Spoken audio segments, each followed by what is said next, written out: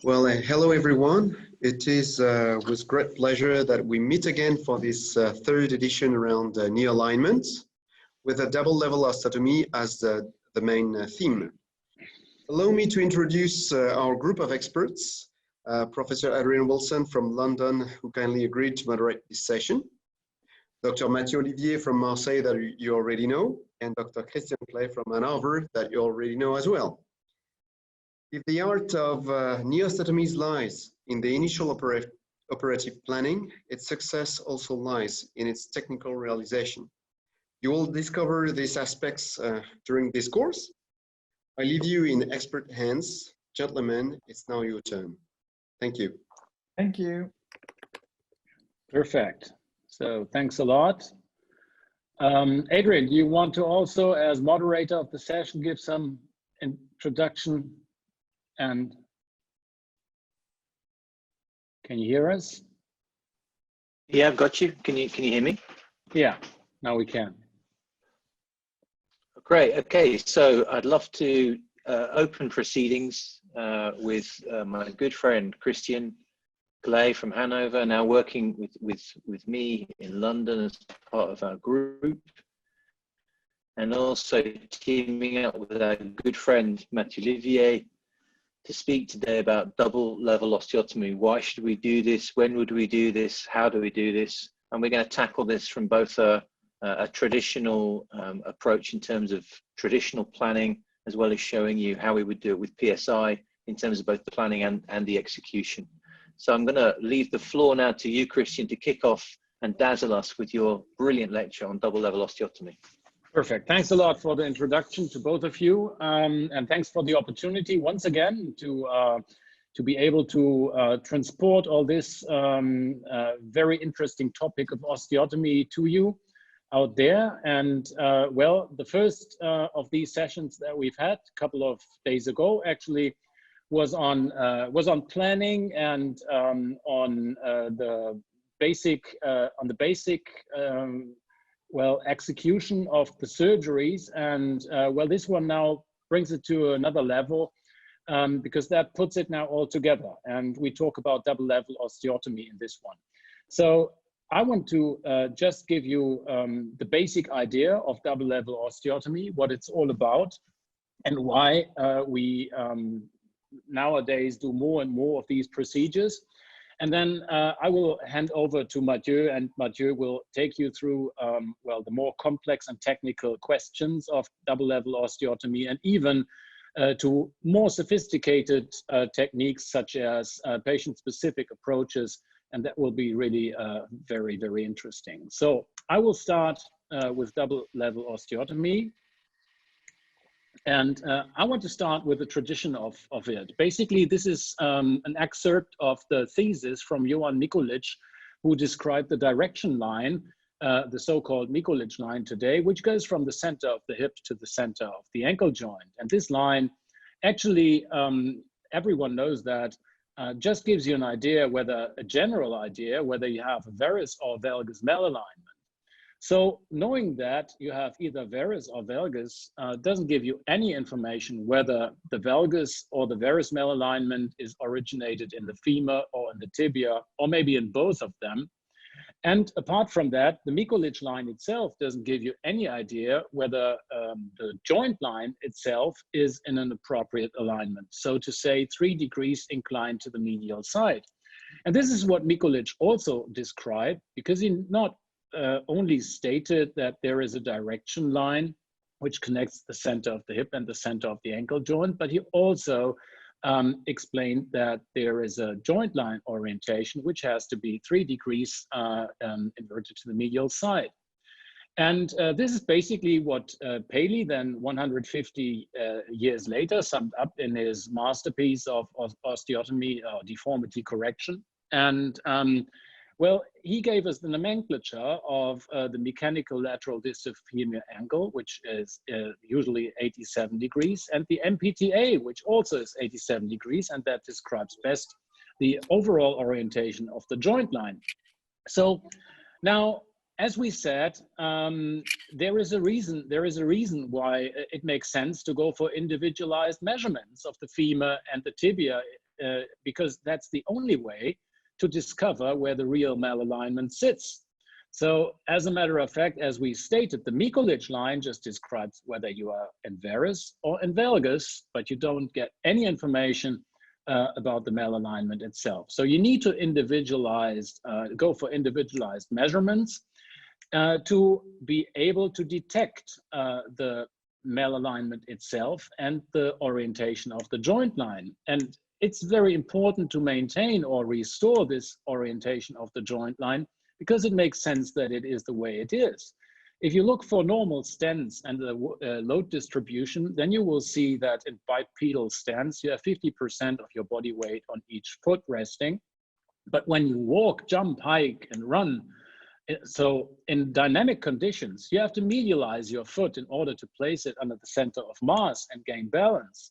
And whilst doing that, all of a sudden you horizontalize an oblique joint line, which in fact under dynamic conditions isn't oblique at all.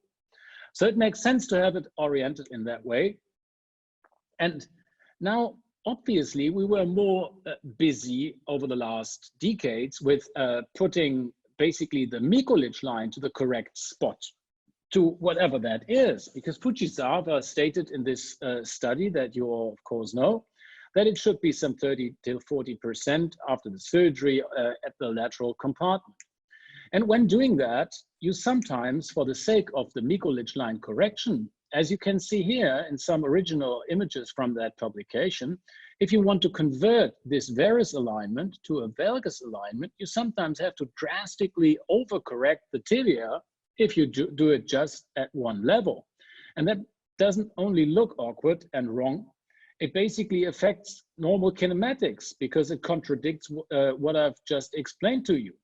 So there is a different answer to that. But we have to see that over the years, more and more authors recommended some Mikulicz line correction, which is not so far to the lateral side, potentially because it tends then to protect you from overcorrecting the tibia drastically. So it was Dugdale and Noyes who rather recommended the 62% intersection at the tibia in order to avoid a correction like this, which creates postoperatively MPTAs of 100 degrees and sometimes more. So that cannot really work. And in fact, it was not a surgeon who came up with the idea that there must be a different solution to that. In fact, it was Edmond Chao, based on this work from Tadaiko Kawai from Tokyo University, and car engineer, who basically is a pioneer of finite elementa studies. And this man pioneered on spring models to defy finite elementa analysis and get some certain information on mechanical changes due to these force changes that you have and that you also have in an osteotomy. So Edmund Chao, basically being in the Mayo Clinic back then, thought that might be a good idea to transfer this spring model into a rigid bone spring model, and measured in this model that you can see here all the forces that potentially occur when you change the orientation of the Mikulicz line around the knee, and measured all these forces and fed them into a software system called the OASIS. And this was the first ever artificial intelligence program that recommended a proper solution for the change of the Mikulicz line. So that is say for the varus and valgus alignment in the frontal plane, but also looked closer at the joint line orientation and how it's restored even after bigger changes, as you have seen before. So you could potentially now, if you look at the very left image, you could potentially now say you have this 100% medial loading, so the Mikulicz line does not really touch the knee anymore, with an 11-degree varus malalignment, and you want to transfer this to a Fujisawa, let's say Fujisawa correction, and place it at some 70 or 60% tibial plateau width intersection point. And doing that, you could obviously say you take this middle image and correct it at a single level, and therefore make a lateral closing or medial opening wedge, that doesn't really play any role. But anyhow, if you do it at a single level, you end up with a 9-degree lateral tilt, having 40% intersection and 5 degrees of valgus. So that would be one answer to the problem. The other answer would be to distribute this osteotomy onto 2 levels and have the same medial loading, have the same valgus alignment, but just only a 2.5% lateral tilt, which might then be acceptable to come closer to normal natural mechanics, as I've just explained to you. So then there was another guy in the Mayo Clinic called Babis, and Yorios Babis thought, well, if the software is that smart, then I just apply that as a planning basis for my surgeries. And so he executed basically what the software recommended and came out with 96% survivorship in double-level osteotomies after 7 years, which outscored even his single double-level osteotomies. So in fact, it's just not true that a double-level osteotomy causes double trouble. In fact, it minimizes it because that's the only way to respect not only Mikulicz line, but also the joint line orientation. So we learned here that not all those deformities, especially the ones where Mikulicz line prior to the correction does not really pass the knee anymore, especially these ones cannot be treated just isolatedly at the tibia, because you create something which would be completely extra anatomic and extra mechanic there. So from the biomechanical standpoint, that possibly or maybe won't work. There is the importance of the joint line. Now, if you look for modern sophisticated digital planning, just as you can see here, where you first apply the analysis of the malalignment, and you can readjust that, like in this beautiful program of BrainLab trauma cut that you see here. And then you place some osteotomies. So now after the analysis, you can see this table of analysis at the left upper corner. And you see that basically not only the MLDFA, but also the MPTA and the JLCA are out of normal range. So all these figures are indicated red. So now I place prior to my procedures 3 osteotomies, 1 virtual one at the level of joint, and 2 basically, 1 for the femur and 1 for the tibia. So the first thing I'd be doing is I'm correcting the joint line convergence angle, but let's start off with this one because it shows, sorry, this is the first step would here be to do a single level osteotomy, which possibly won't work for the reasons I've just explained. So now I first check to correct the joint line convergence angle, because this later on would open up and therefore distribute to the overall change and possibly lead to an overcorrection. Then you could beautifully, in this technique where you do it with the software, you can plan and change all these measures individually. So you can change the femur, the tibia, you can change it back. So this would be basically my ideal solution for the correction of this overall malalignment.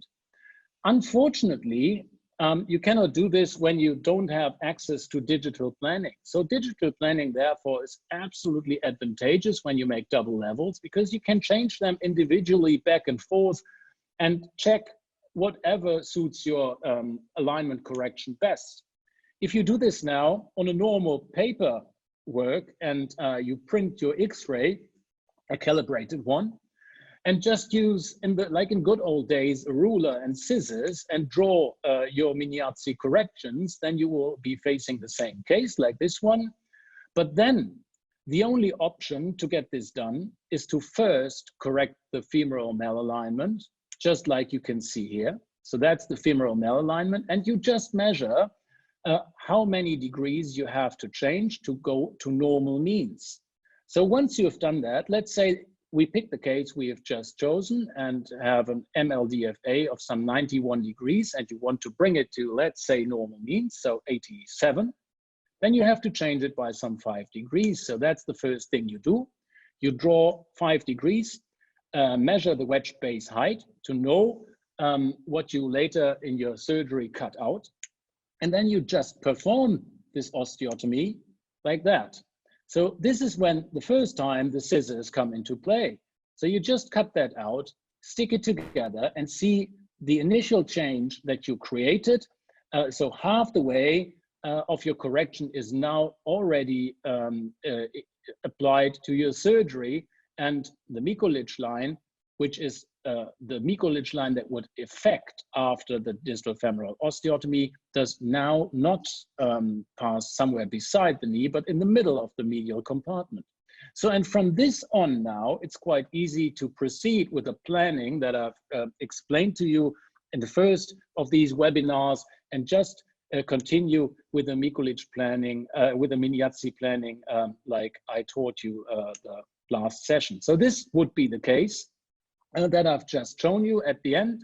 So you see, you have a partial correction at the femur, which creates normal means, and then you take all the rest of the correction from the tibia and fix it like seen. So as a summary, for my part at least, the double level osteotomy is in some indications the only option you have to get not only mucolich, but also the joint line orientation right. And this joint line orientation particularly is really what we look after more and more in the last years, and it seems way more important than we thought initially. In fact, we really overlooked it. So puristically seen, it's, if you go for really proper and deep analysis of the malalignments, it's 5 to 10% of the malalignments being isolatedly in the femur, and it's another 10 that sit in the femur and the tibia. So it's 20% of the overall malalignments or osteotomies that would raise the need for you as a surgeon to operate on the femur. But of course, you must master these techniques, so feel well invited to join our courses. And one of them is basically seen in the background of my video that I share. So we invite you to visit our London Knee Osteotomy Masterclass course, which will hopefully start in 2021 when we came over this COVID crisis. Yeah, well, if not, then we just make it a digital experience like this one here.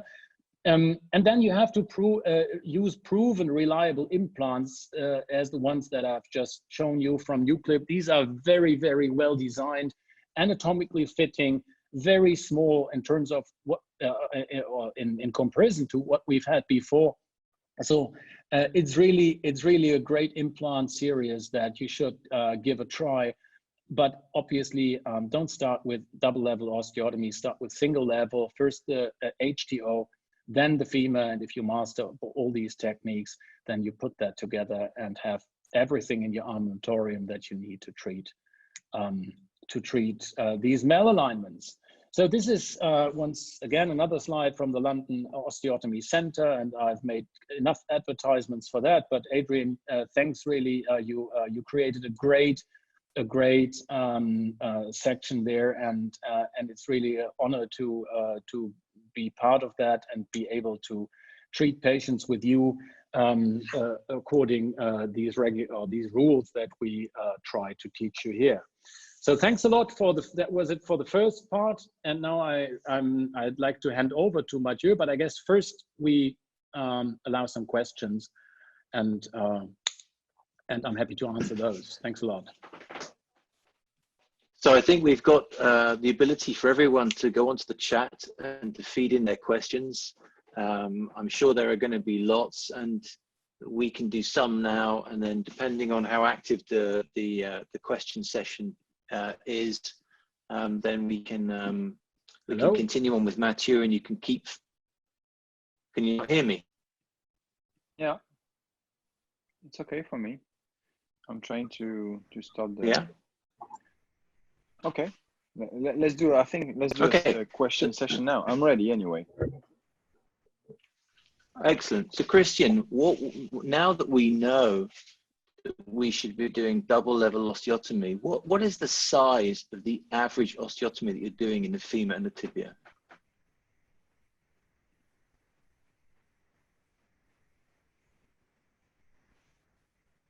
No. So sorry, Can now you hear me? yeah, now I can hear you again. I haven't heard anything. Hopefully you have heard me.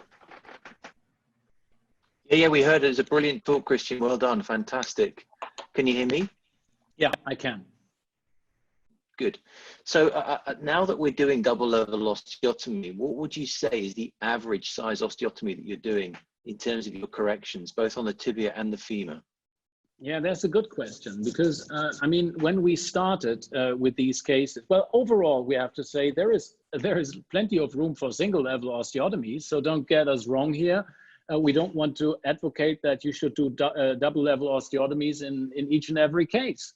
But when there is a double level osteotomy and Mikulicz line, as a rule of thumb, these are cases where the Mikulicz line prior to the correction doesn't really touch the knee anymore. So if you correct these cases, then those typically were the cases where we opened some 15 till 20 mils in former times. And these 50 to 20 millimeter cases obviously therefore don't exist anymore, as we then tend to distribute these changes on 2 levels. So I would say a normal distal femoral correction is something like 6 or 7, 5 till 7 maybe millimeters. And the tibial correction that results in many of these cases is 8 till 11. So that would be very normal changes, and therefore it's not that critical anymore.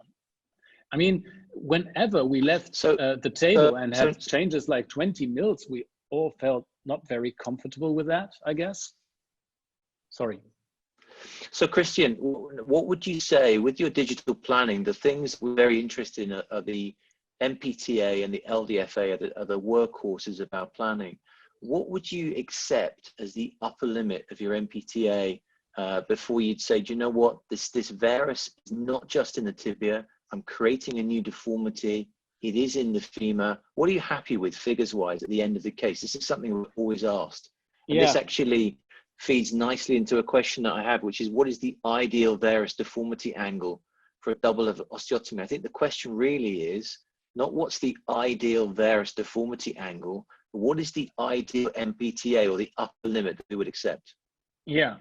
Okay. So for a single level osteotomy, I would say that I accept 93 degrees MPTA as a result of a correction, knowing that this is already 3 degrees above the normal range and 6 degrees off from the ideal range. So let's say 93 is already a big compromise that you do for the sake of remaining single level osteotomy. So that being said, when you exceed over that, and I'm really not happy with 93, I would just say I accept that.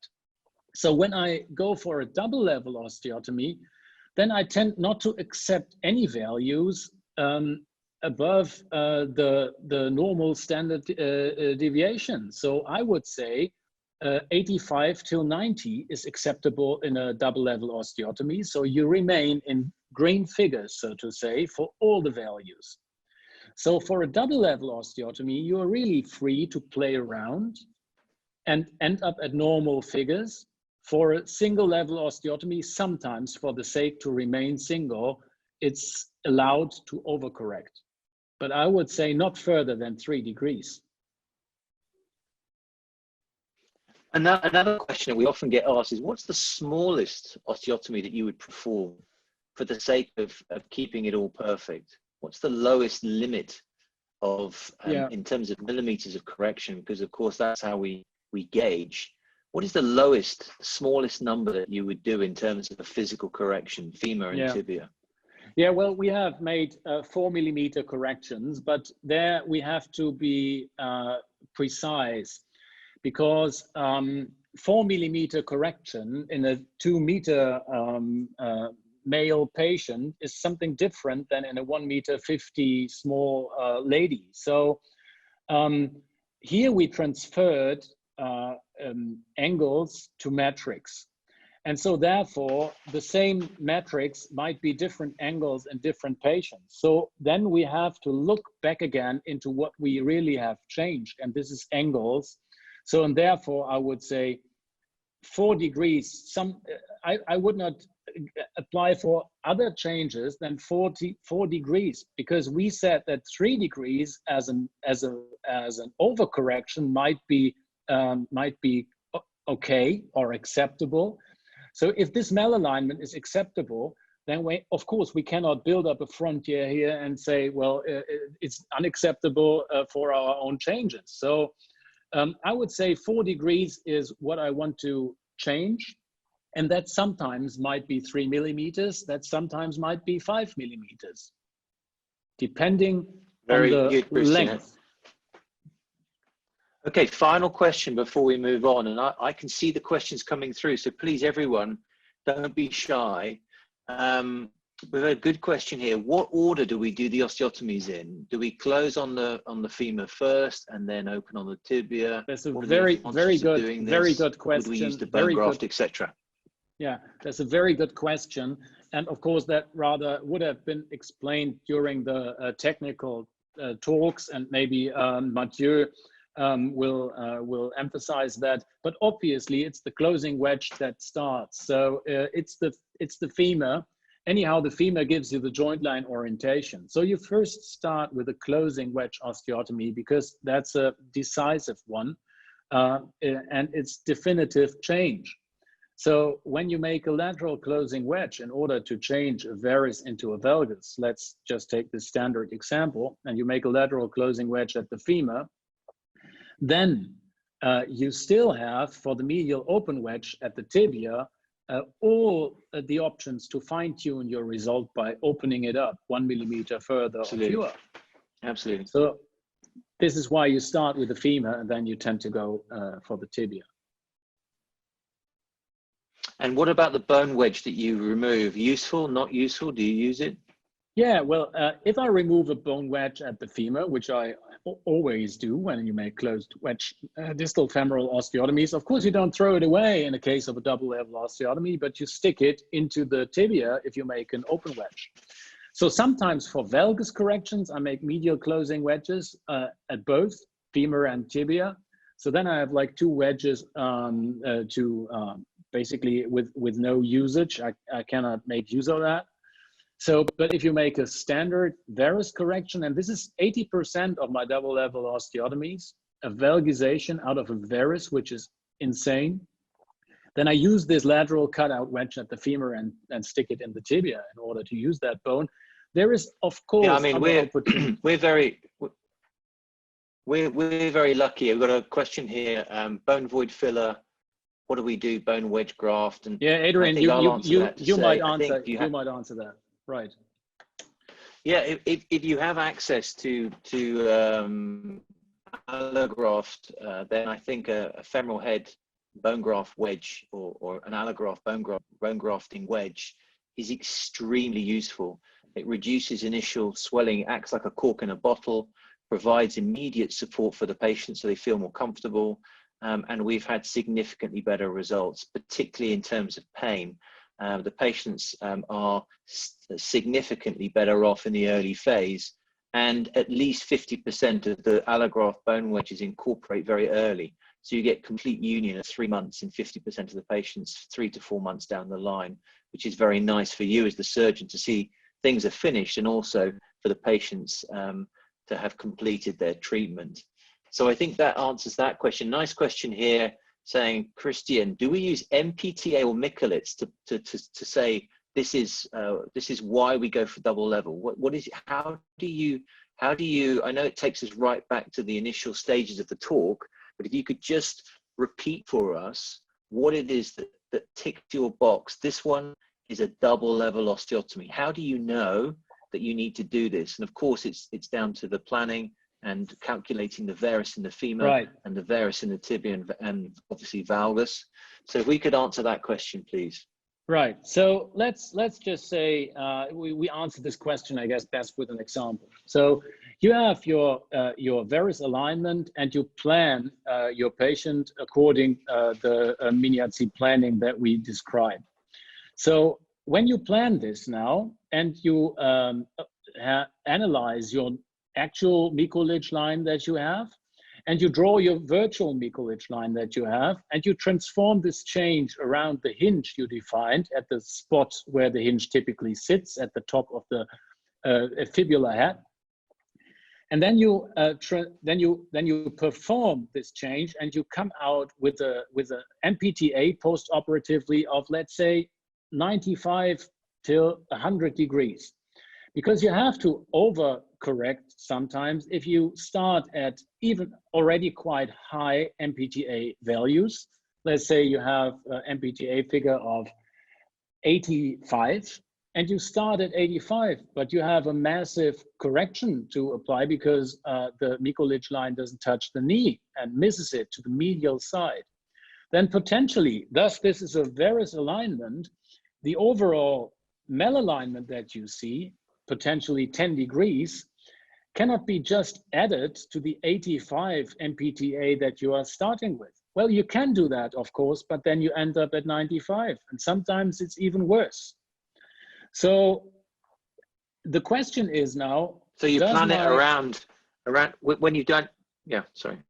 Yeah, so the thing is, when you make your single level planning, and you see that a single level planning exceeds your your MPTA of acceptance 93 degrees, then you go back to the drawing board. Yeah. Okay. Well, look, I think that we'll carry on. We're going to have lots of more questions. Why don't we move on to the next talk and get Matthieu to beam into us from Marseille. He has a very sunny backdrop that we've already seen. Let's see Matthieu's slides. Matthieu probably needs no introduction to anyone. He is the professor of sports medicine at the University Hospital, has an amazing team. We visited him recently and we were absolutely blown away by what Jean-Noël, who leads the department, and Matthieu have developed there. It's just the most fantastic center of excellence for soft tissue sportsmen around the knee, and also for osteotomy. And there's probably no one more experienced now. In fact, there is no one more experienced now in the world than Matthieu in the field of PSI osteotomy, and he's an artist with the PSI. So Matthieu, I hand it over to you, my friend. Am I supposed to start after this? No, I'm kidding. So lucky me, I had time to implement my PowerPoint. So I will try to switch to my screen now. Please tell me if something is wrong regarding the sound or anything, and then we start. Everything is okay? Yes. Yes. Okay, great. We see your slides very nice. You just need the, yeah, perfect. So I will first want to thank Newclip for designing such a free webinar series, and it's now my second one. And I'm happy to collaborate with Kristian, and so happy and honored to be chaired by Adrian. Both of them are friends, and it's always a pleasure to discuss osteotomy with them.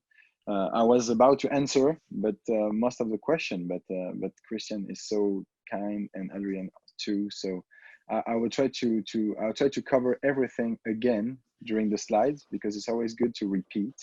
And the first one I want to show, I just had this slide to show why double level osteotomy should be discussed. Maybe this case is not a good case for osteotomy. He's young, he got this massive deformity, and from the beginning to the end, you can see that drawing the weight-bearing line, the Mikulicz line, everything is outside of the joint. And if you want, let's say, you imagine just, I want to correct this like always. I would go for the tibia and shoot a regular opening wedge osteotomy. You just aim for the, let's say, 55 to 57 Fujisawa point through the lateral spine. You measure your correction. You need to do a 20-degree correction. And this is what will happen. You will do a 20 millimeters opening on the medial side of your tibia. Probably this will end up with a completely broken hinge, which will be bad. And also at the end, you will have a very, very abnormal tibia. And I think one of the best I think the main thing in double level osteotomy is the understanding of we need to move to something from static to dynamic, and understand that we cannot just create huge abnormality of the bone morphology to correct mechanical problems. And I hope that you will understand those. And if you look at those guys, most of the deformity was on the femur. And if something needs to be done, probably it's a double level osteotomy, or maybe just a total knee arthroplasty or unicompartmental knee arthroplasty or something. But a nasolated tibia osteotomy will end up with very bad morphological aspects, and probably obliquity of the joint line, and finally bad results. I love this slide from Kristian saying that even in the best hands in 2014, 20% of the osteotomy performed in Hanover were femoral osteotomies, and I love this, and probably this is from 2014 to now, they were one of the only team performing this massive number of osteotomies. I know that Adrian just published his experience on 10 years result of distal femur osteotomy, but we are all been leading by Adrian, Ronald Van Leeuwen, and Laure Bonhoeffer to go more and more to double level osteotomy. In France, the only one that keep the boat in the right direction was Dominique Sargaglia in Grenoble, doing those double level osteotomy with navigation. I know that one of the residents of Dominique is hearing me actually, so I think we should have listened them some 10 years ago, and to understand why more specific and more kinematic things need to be done in osteotomies. Because it's not a static concept. If you believe me or not, if you just intend to correct like the previous X-rays with only a 15-degree correction on the tibia to correct an HKA of 165, this is it's just working if there is only a single bone, which is a fibia or femur. No, I don't know how you want to call that, but in the real world, we have two bones separated by a joint. And knowing that, it's very important to understand that varus or valgus deformity can be anywhere. And if you want to be the Harry Potter of osteotomy, you need to understand that most of the problem will happen if you don't take into consideration this joint line congruency angle, and if you don't measure the morphology of both of the femur and the tibia. I don't have Kristian ability to draw on iPad, so as I'm confined, I'm locked down with my 3 kids. I took what I had, and it was only classic rulers of my daughter and papers. And this is what happened if you just try to do something like, once again, it's repetition, but I think it's important. So I draw my first Mikulicz line, my corrective line, and I say I need to do this alpha angle thing. The correction will be here. I will be very happy because the joint line will be completely aligned at the end, mechanically aligned. But if you just look at the final aspect of the tibia, something is deeply wrong. You got an MPTA of 96, and probably the spot was wrong because the correction should have been done probably in the femur in this drawing. And as Donald Trump says, we cannot let the cure be worse than the problem. I think it's very actual, not regarding what he says, but in osteotomy, I think we need to move to something different. And this is a Kristian cases, and you can see that he did this some years ago. And the result of that, final MPTA 97, probably the varus at the beginning was only in the femur. You end up with a very oblique joint line, and you'll probably have a TKA at the end of the road, which is a disaster for this kind of patient, because at 40, you can imagine that at 45 years old, only after 5 to 6 years, this guy was in pain because the joint line was not correct. The joint was completely destroyed at the beginning and nothing was correct. So I think it's end up with a TKA very fast. Knowing that, we just published this paper in Kesta to know what is the real normal values of bone morphology. So we have 700 CT scans, and knowing that, you can see that on the healthy patient without any joint or bone disease, the normal LGFA is 86, the normal MPTA is 86. So if you just look at the curves, you can see that no human being, or at least 1% of them, get the MPTA below 80 or above 92, and no human beings, healthy, get an LDFA below 82 or above 92. I think this is what Adrian was asking, and what some of you was asking. This is what a normal knee should look like. 3 degrees of varus in the tibia, 3 degrees of valgus in the femur, and this is it. And all of those papers from the Bellman team, from the Mayo Clinic team saying that there is a varus concept. It's not a varus concept. Everybody got some varus in the tibia compensated by some valgus in the femur. This is how we should look like. And if you want to correct intentionally the MPTA, you should aim to something which is close to this 92 maximum. And if you want to correct the LDFA, you should look to something which is close to the 82 minimum, if you want to go from varus to valgus. And just ask Newclip to extract 1,200 knees from the PSI database all around the world. Some of them are mine, so I'm not afraid to say that, but 52% were corrected with a final MPTA above 94.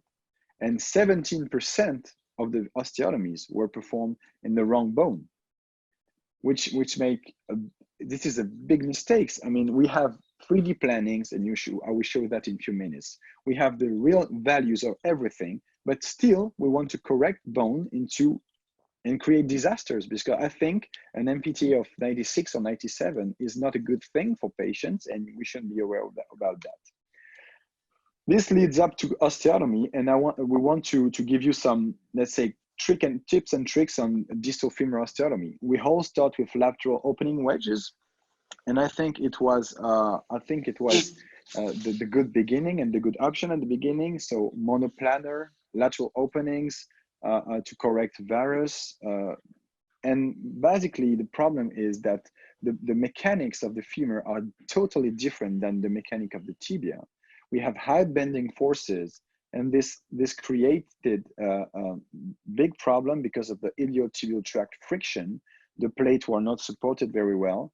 Bone grafts were necessary, and failure was very common, regardless of the plate that was used at the time.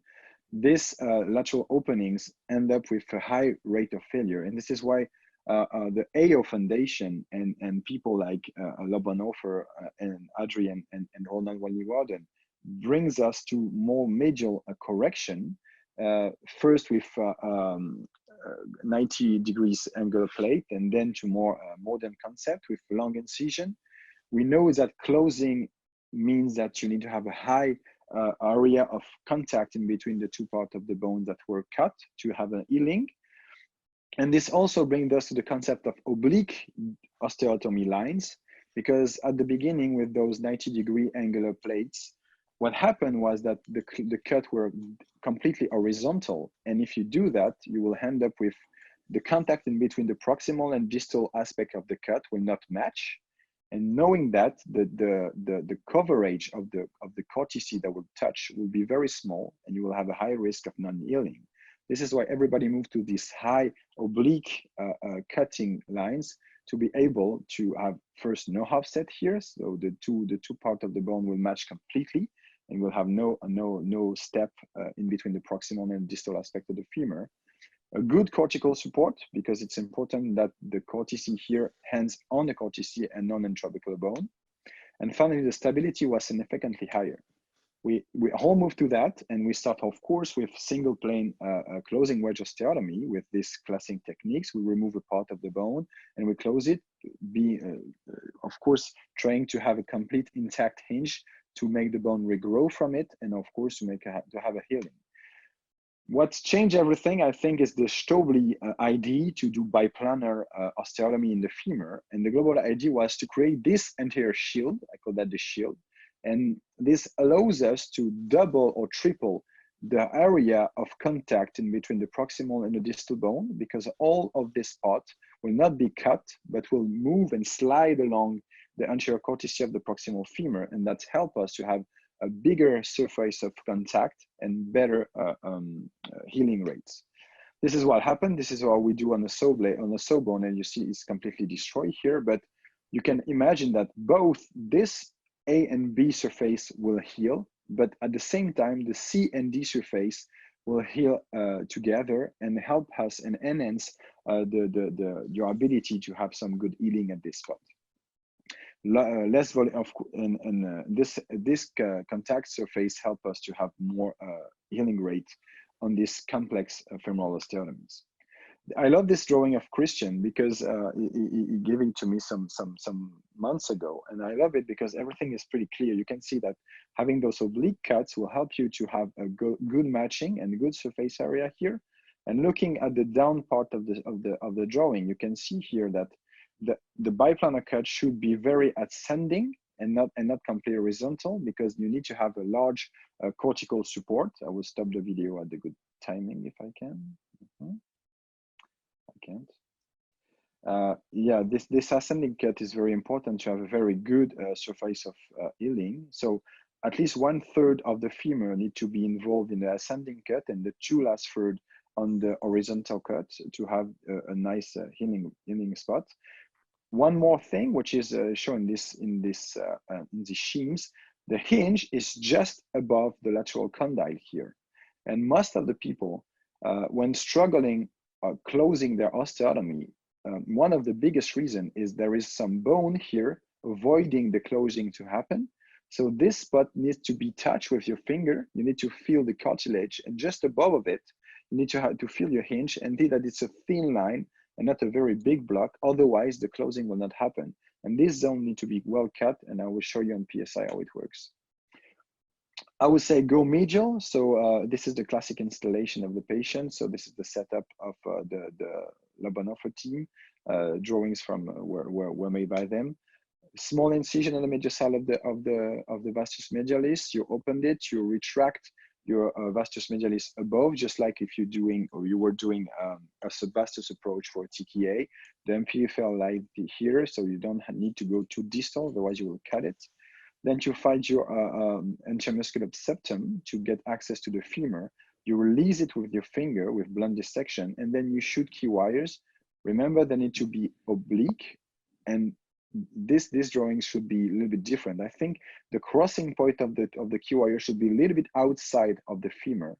Otherwise, your saw blade will stop before, because the saw blade is like 1 to 2 millimeter thickness, and you will stop before touching the hinge. So you need to be, the key wire should cross a little bit more external compared to these schemes, but this is a global ID, so very oblique cuts, and to have a nice piece to remove at the end. So you shoot your key wire, you're using your saw to create these horizontal cuts, 2 horizontal cuts, then the anterior cuts that need to be done very accurately. I would say you need to spend a lot of time with your saw to cut this anterior shield. Otherwise, you will have some cortices, a cortical bone that's still intact at this zone. So you need to go ascending and descending to cut completely the anterior cortex of the femur. Otherwise, the closing will not happen. Well, the second reason for the closing not to happen is always this anterior cortex not to be completely cut until the end. And you still have some bone here because you're afraid to having your saw getting outside of the cortex and cutting something here. Basically, there is no many things at the anterior part of the femur except maybe the vastus lateralis. But you have no big risk of cutting something with your saw blade here. The big risk is here, and you will see it in a minute. This zone is, of course, the highest risk zone. This is a Amendola, Nida Amendola drawings, and you can see that you need to have a finger passing here, or a Holman retractor passing here, touching your hinge here, and you can see the cartilage is just here, so the hinge is very close, because the popliteus artery is not far away from here. So be aware that your finger need to protect it. And Kristian do it with his finger. I'm doing it with a retractor because I'm doing it with the PSI. And I will show you this in a few minutes. But having a finger or retractor here is mandatory prior to any cuts, because the risk of cutting the popliteus artery is real.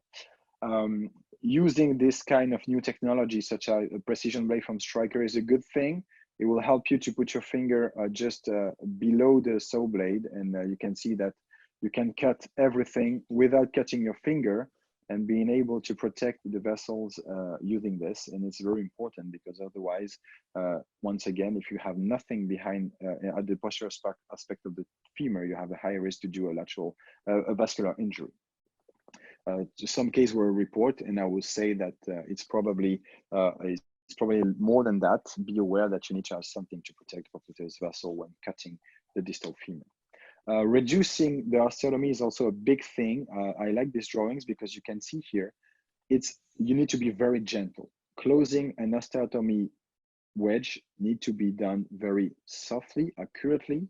You need also to protect the hinge. I'm doing this with my cutting blocks, but you can also put a key wire freehand protecting the lateral aspect of the cortice. What is mandatory is asking your help to put the foot from on the distal to proximal direction, and not to reduce in a valgus or a varus movement, because the hinge is so brittle at this spot that you need to be very soft and very keen not to break everything when you do your closing. And having this rod to measure the correction is a good thing. Remember, if you do a double level osteotomy, you do not try to understand why it's not corrected yet until you finish your osteotomy on the tibia. Why PSI? I think it's maybe the femoral osteotomy is I'm still doing all of my femoral osteotomy with PSI, opening wedge or closing wedge. This is an opening wedge, for example, for post-trauma cases. For two reasons, this key wire, I think, is one of the key of the femoral osteotomy. As I told you before, this is the real hinge, and this spot, as the posterior aspect of the femur, is your big enemy, because if it's not cut completely, the osteotomy gap will not close.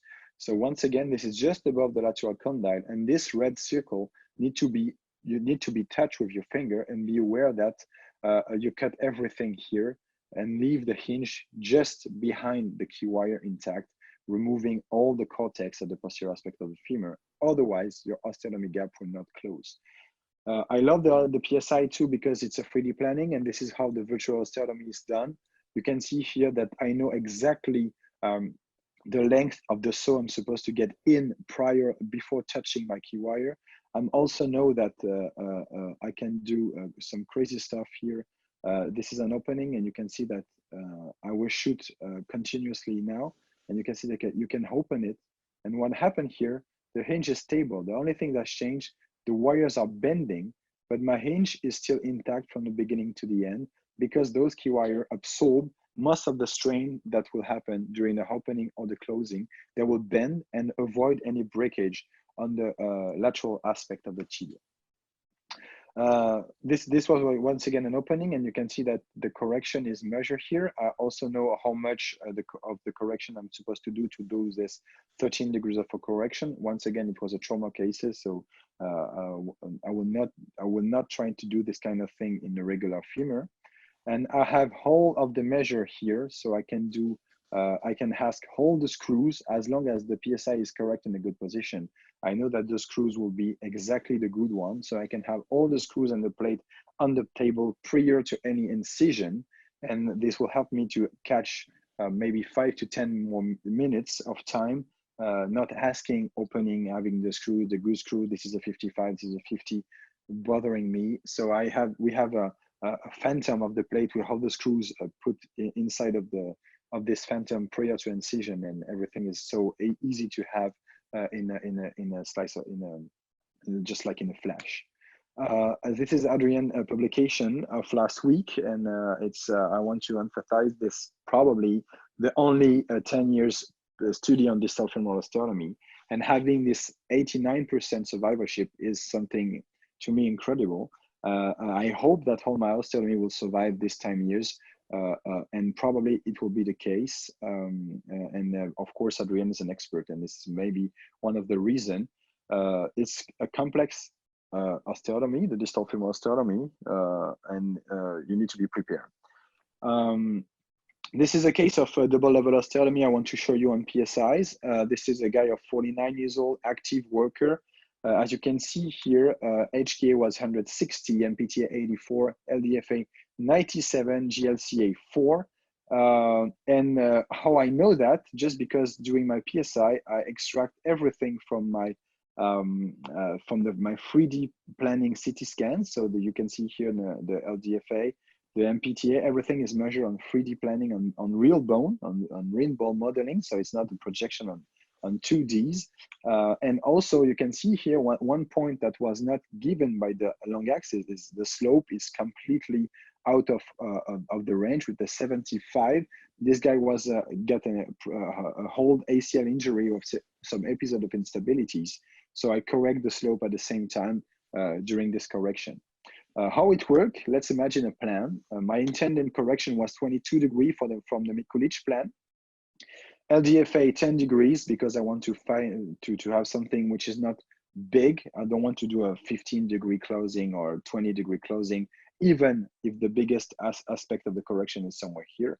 So I would do a 10-degree closing of the femur, 9-degree closing on the tibia, ending at the 93 MPTA. Once again, we were trying to balance the correction, and I'm removing 2 degrees of the 22 degree here to avoid any wrong correction due to my soft tissue correction, as we discussed in the 2 last PowerPoints. And this is the final X-ray. I would just want to switch to the PDF file to show you how it works. So I asked Newclip, I will start with the femur maybe because this is how it should be done. So I asked Newclip for this guy to do a 10-degree correction, as you can see here on the LDFA. This is the 3D mapping of the femur. It says where the PSI block will be, how I'm supposed to do the positioning, 35 millimeters to the distal aspect of the condyle. My 2 key wires should be, I think this is a good thing. I need to have at least Matthieu, 10. Yes? we don't see your PDF. You see already your PPT. Sorry. I think it's my PowerPoint. No worry. Don't worry. Okay. Now it's okay, I think. Better? Yes, it's okay. Thanks. So let's restart. 10 degrees of correction of my LDFA. You can see the position of the cutting guide, supposed to be 35 millimeters from the distal aspect of the condyle. 2 key wire, one to guide the first cut, one to guide the second cut. This is my 2 cutting slots. And those holes were designed to do the drilling process. The holes are measured, so I know that I have 10 centimeters and 10 centimeters of key wire outside of the cutting guide, if it's 15 millimeters key wires. So I know all of this. This is my hinge key wire at the proximal aspect. This is the aspect of the key wires to ensure that the cutting guide is at the good position doing an X-ray. And this is once again the spot that need to be cut. So 80 millimeters of saw inside of the femur prior to touch the key wire. This is the final aspect of the femur, and you can see that I will have a 10-degree correction. A 10-degree correction after this closing wedge, and the wedge that will be removed is an 11 millimeter wedge. Tibia, same thing. So I asked for a 9-degree correction. This is my. On t'entend, Thibaut, on t'entend. So this is the position of my tibial cutting guide, 12 millimeter height compared to the tibial plateau. This is a MIS PSI. So this is the first key wire that guide the saw blade. The second key wire will be here guiding and protecting my hinge. This is the position of the 2 key wires here. This is how it will happen. You can see here that I'm correcting the slope at the same time. So it's a biplanar correction, biplanar cut and biplanar correction. I'm correcting the MPTA and the PPTA, 10 degrees and 9 degrees. This is the aspect of the 2 key wire I'm supposed to have at the end. And you can see here that the hinge is very anterior. We discussed that on my first topic on PSIs. The hinge is here, just behind the key wire. So I can cut everything at the posterior aspect of the femur, of the tibia, and move my slope and open my slope by almost 10 degrees on these cases. But to do that, my hinge needs to be very, very anterior. Otherwise, it's not happening at all. And this is the final aspect of my tibia with a 9-degree correction here and a 11mm opening and a 7-degree correction on my slope. This is because it's a MIS PSI, so not all the holes were drilled, and this is why Newclip gave me the position of the hole that were drilled on my PSI cutting guide. Once again, I have everything ready from the beginning to the end, so this is all my measure to have my screws ready prior to any opening of the skin, so I'm earning some time to do that. Switching back to my PowerPoint, and we are about to be done. I will do I want to do some special consideration on that. It's a very specific planning, just Kristian told you. You can have software to do that. You can also be confident and measure the angles and try to say, okay, this is what I'm aiming for, X degree correction. I want to balance that into the tibia and the femur. So the consideration you can have is what will be the shape of the tibia and the femur at the end with the range we described with Kristian. Start with the femur because it's the only way to correct the joint line obliquity before doing anything at the tibia. Be ready for any complication, and I will say having staples and additional screws in the OR will help you. It happened to me on my second or third DLO to completely destroy the femoral hinge and completely destroy the tibial hinge on the same surgery. It's not common, but you need to have the nerves and you need to have something to help you to control those osteotomy site instabilities. So be ready to have a sort of box ready to face any complication. Grab the tibia with the femoral wedge, of course, just like Kristian told you. And if you use alignment rod and it's your first DLO, do not try to understand why it's not corrected yet when you only perform the femur. The alignment rod will only work when the two osteotomy are performed. It's important to know that because I have those questions, people asking me why the alignment rod was not at the good spot after the femoral osteotomy. And thank you. And now I think we have question. And Adrian, I give you back the lead.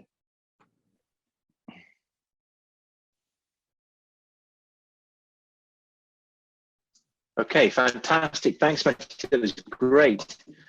We've got some nice questions. I'm going to start with well, a comment first about femoral osteotomy. I think if you have a heavy patient, it's quite a good idea to go for double plating, even if you've got a perfect hinge. And Ronald's done some work on that. Ronald van Heerwaarden has published some work on that.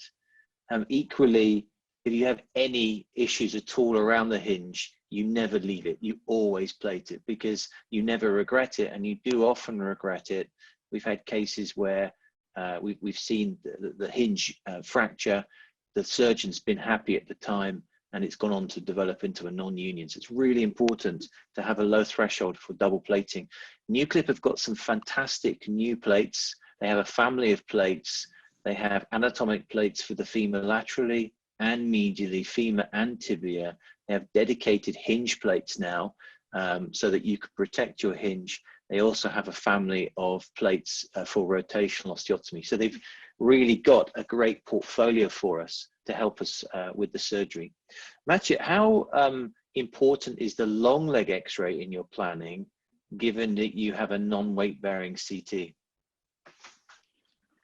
Thanks for the question, Adrian. I think I have exactly the same one by Sachin Tapasvi some three days ago, and I would say it's mandatory for one good reason. You can imagine what will be the difference in between a weight bearing and a non-weight bearing long axis, meaning your CT scan scoot and your long axis X-ray weight bearing. The only difference, if in a perfect world, will be the joint line and what happened on the joint line. So the GLCA will be the only one to change, as long as you have a 3D mapping, so the rotation of the bone are not taking into account on that.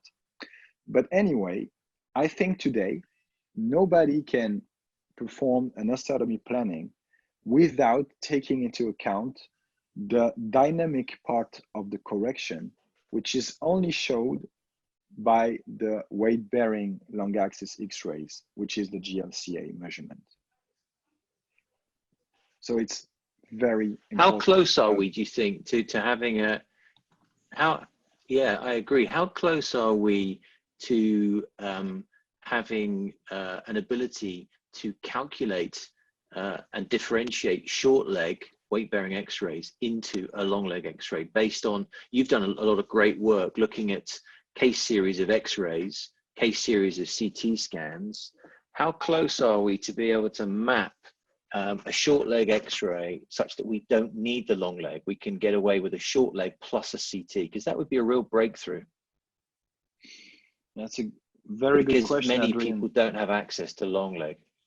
Yeah, the problem is to have a facility that accommodate with long axis X-ray. You need to have at least a 5-meter long room, which is not easy to find. I think we are, how would say, if you have a short if you have a short X-ray with weight-bearing condition, potentially varus and valgus stress, you don't really need to have any long axis, as long as you can create something based on the scoot of the CT scan, for example, and recreate what happened inside of the joint. Anyway, I'm not sure that we should promote CT scan too much. And to be honest, I think we are far away to be able to avoid the use of long axis. So many things can happen. I think we're all in agreement. Yeah, we're all in agreement that really we need a long leg X-ray. We've got a question here actually about the position recommended for the long leg, Kristian. That is actually something that you can find in Kristian's talks. I think they've been recorded by Newclip, and I'm sure they would have been shown, but there's a very much dedicated setup for a long leg X-ray, and Kristian's got a lovely illustration in his talk that I'm sure he would have shared with you. What about, I've got a question here. If you don't have the benefit of a PSI jig, how do you place that hinge wire freehand? I'll ask you, probably ask Kristian KLEY that, because that's our preferred technique at the moment. How do you get your hinge wire in the right place? Obviously, you can also, perhaps, Kristian, talk to us about your brilliant new idea for compressing the hinge directly with a screw. You put it in the background, huh? Yeah, right. Yeah. So for the tibia, we come from outside in, actually. And for the femur, we do the same, and the level is quite simple. The level is that you use the joint line. So you just look for the joint line. You can do this fluoroscopically, or you just place a spinal needle there. And for the femur, my entry point is somewhere between the level of the joint and the epicondylus. So there you and the epicondyl, you go inside there and angulate and shoot upwards. And for the tibia, well, of course, based on the obesity of the patient, sometimes it's rather difficult. But the level of the joint is just perfect. When you can enter here, then you incline and go all the way down. So this is the way we do it. And well, then we place these screws directly over this guide wire that we shot before. And Matthieu, what is the benefit of a hinge wire in terms of you published a beautiful paper on this, in terms of the increase in stability that we get from the wire? Just talk us through the figures, no wire and with a wire. So yes, we published this paper. Basically, we do 3 papers on that. The first one was this key wire concept was imagined by Greg, which is connected today, because we need a second key wire to fix the PSI to the bone. And Greg Larcher, the CEO of Newclip, thought that more than just a key wire, it could be a key wire driving us, protecting the hinge from the saw blade. So crossing the osteotomy site at the good position. This was the beginning of it. So this first, the second key wire, because my first PSI, I only have one key wire, which was horizontal. This was the design in between 2014 and 16. And the second key wire happened at the beginning of 16. And what happened was that this key wire was just positioned to avoid any cutting. And it was amazing because most of the people thought that, damn, we have this key wire inside. We should leave it during the opening process to protect cracks to happen and to propagate to the lateral cortex. And then it happened because we do this cadaver study to know if it's, of course, protecting or not, or enhancing the risk of Takashi-free fracture, for example. So we do this cadaver setup to know if we were doing something good or wrong. And it happened that the resistance of the hinge to fracture was increased by 800%, just having the key wire in place. Yeah. Then we just look at the number of, because we have an actual R&D doing CT scan on every post-op at 1 month for every PSI we done with Newclip, and it's now we have nearly 200 cases, 250 maybe. And we just look at the 2014-16 period and 2016-18 period, and the number of Takashi one at 1 month just disappear. We move from 25% to 9%, I think, or something like that. So half of them disappear. Yeah. And I think it was because those cracks propagate at the intra-op or early post-op time frame. And this thing disappeared because just of this key wire. Then Kristian came with the idea of putting a screw initially to correct hinge fractures. And I think more and more we will move to probably promote this hinge screw for everybody to avoid Takashi 2 and Takashi 1 post-operative fractures. Very good. Yeah, I completely agree. I think the focus will be, the new focuses for osteotomy will be how we can protect from damaging the neurovascular bundle with the new technique that Kristian's pioneered. And I think the hinge and protecting the hinge will be major focuses for osteotomy discussions moving forward. Got a question here. How do you manage intraoperative hinge fracture? Is there a place for implants or plating and opening wedge osteotomy? Perhaps Kristian, you could ask that. First of all, do you ever intentionally break the hinge? There's another question here about changing the slope. And secondly, if you see a Takeuchi 2 or a Takeuchi 3, what do you do about that let's take the tibia? Okay, intentionally breaking the hinge. Well, actually, I would say I don't do that on intention. I just accept if it happens when I change in two planes. So let's say you change in the frontal plane and in the sagittal plane, then of course it sometimes happens that a hinge fracture occurs, but I want to maintain the hinge as stable as I can. So I'm quite glad now that we have today the opportunity to just fix it again directly intraoperatively and apply direct compression rather than indirect compression. And the second part of the question, yes, well, there is obviously room for placing hardware around the hinge when the hinge goes, and for intra-articular fracture, obviously I just reduce the correction that I've created and place a palisade of small fragment screws in order to lift up the whole plateau again. That would be for the intra-articular part. And if you create Takeuchi 2 fractures, potentially unstable for the, and very long lasting in terms of healing. So then, basically, these are the most traumatic fractures that happen during a surgery, and that there would be even room for a little plate that you put there. Unfortunately, these fractures most often occur post-operatively, so that they appear in the post-operative rehabilitation phase. So Exactly. This is why we, so the type. Exactly. So another question here about hinge screws, Kristian. In our practice, would we always do a hinge screw, or would we now do it when we see a potential problem with a difficult case? What's your indication for a hinge screw? Yeah, more and more this turns, this becomes routine. So I was, when we started with that, and I guess Adrian, you can support this.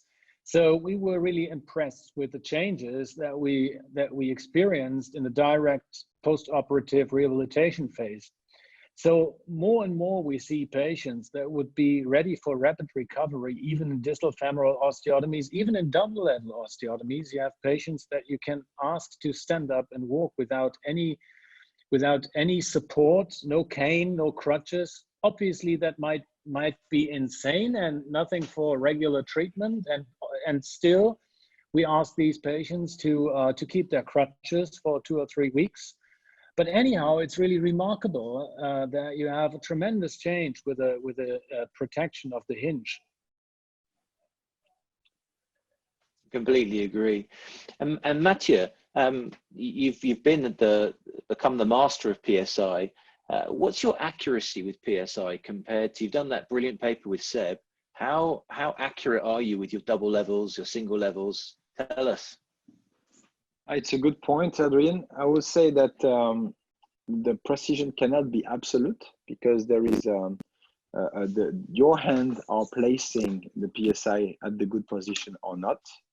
Knowing that, and with some, let's say, 5 to 10 cases of experience in my hands, the precision is about 0.9 degree for any angle you're aiming. I mean, except of course if you want to look at a global lower limb angle.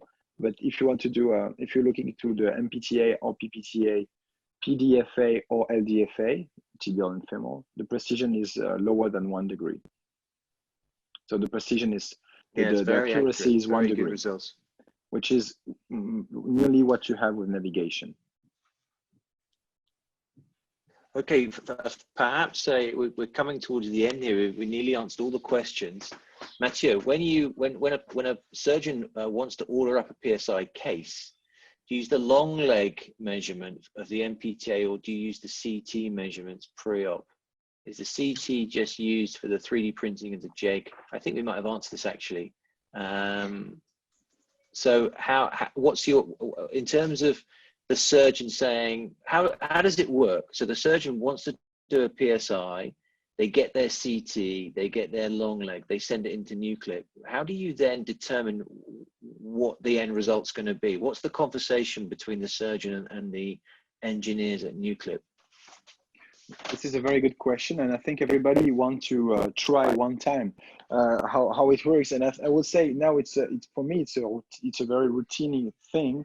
So first, long axis, weight bearing, potentially valgus and varus stress to understand what happened inside of the joint. So I'm drawing everything. I'm trying to know what is the correction to perform, in which bone, in the frontal, sagittal, and potentially in the rotational plane, torsion, to correct torsion. Knowing that I'm doing a CT scan, and I'm sending this CT scan to Newclip with the following information: where and how much I want to correct. For example, I would say MPTA 9 degree correction, LDFA 0, PPTA 6 degree correction, torsional lateral external torsion of the tibia 9 degree correction. Then they send me a planning confirming the measure I made on every bone: MPTA, PPTA, LDFA, PDFA, GLCA, torsion, whatever I asked for, they send it back to me, measured on CT scans. Then they're asking me where they want I want to put the plate, medial, closing, openings, whatever I want to do in terms of correction, with a 3D model of what the femur looks like after correction with the plate at a good spot. And if I'm validating that, the PSI cutting guide is getting into production, and I'm receiving it with a portfolio that I shown with every specificity: screws, saw blade measurements, key wire position, and whatever, and it's done. Okay. But the process is, you need to have your long axis to define the correction.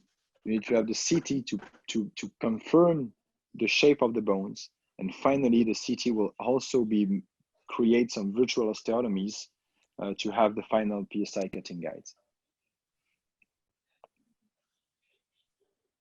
Okay, and then one other question on planning is, we've got a question here about rotational malalignment, as well as, so you've got axial as well as perhaps coronal, perhaps even sagittal. How do you account for that? Is it the same process? We'll ask you both actually. So with PSI first, okay, to deal with a rotational malalignment as well. So, yes, yes, of course, it's working. The global, it's not a course on just PSI, so we don't have time to spend much time on how it works. But the global idea of the PSI is to make, let's say, a map of holes on the medial aspect of the tibia, for example. And this map will not match with the plate. And to make the hole, to have the plate in front of the holes, the correction need to be done. So the difference into the two mappings is the correction. If you want 1, 2, or 3 planes, it's no difference. The only thing you need to turn. What we know today is the precision in the torsional, in the horizontal, in the horizontal plane is 1 or 2 degrees, when the sagittal and the frontal plane is 1 degree. So the precision in terms of rotation, I think because of the problem with it's more complex to measure. The positioning of the holes are more complex too. We don't actually, the precision is more around 2 degrees in the publication which is submitted to CASTA actually. So it's working very well, and you can also have. What about and Kristian? Kristian, for you, just that we won't delve into this too much because we could make an entire lecture around it. We could call Bob Taichi from Detroit, and he would tell us weeks about that. So I guess the worst problem with this plane is the detection. So of course, if you want to apply changes, you first need to know what you want to change, and therefore you need appropriate measurements. And to have these measurements and to be aware of them, you need proper assessments. And this plane is just not visualizable; it's just measurable, and therefore you need proper measures. So it's quite tricky to get this all sorted. But obviously, yes, you can make like synchronized treatments where you change multiple planes at a time. And that makes sense, obviously, in some cases. In some cases, it makes sense to distribute it on 2 levels. In other cases, it's always different. This is very, very individualized treatment, I guess. Yes, I agree. Okay, listen, we've gone on for some time, and we've had some fantastic lectures. We see the handsome face of Grégoire Larcher, CEO of Newclip, appearing. Yes, I'm back. The time is now, I think, come to an end for the symposium. And I just wanted to say from my perspective, thanks for inviting me, Greg, and 2 great lectures from my good friends. Thank you very much for those. And I'll hand you over for the final comments to Greg. Well, thank you very much. Well, indeed, it was again another great session, fantastic session. It was a trilogy, basically. We initiated this with how we determine a good planning, how we can perform an HTO with the PSI, and how we can end up the story with the double level. I think that this trilogy now is complete. I would like to thank you first and foremost, Adrian, Kristian, and Matthieu, for your cooperation. I would like to thank also all the attendees for being with us today. I think overall we have raised more than in the 3 sessions, more than 600 people. So I think it was worth it. And again, thank you very much indeed, and enjoy your evening.